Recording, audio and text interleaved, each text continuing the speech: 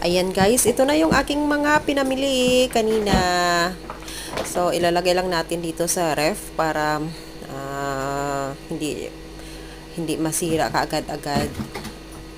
At ayan. Yung iba naman hindi naman kailangan i-ref. Pwede lang siya sa labas.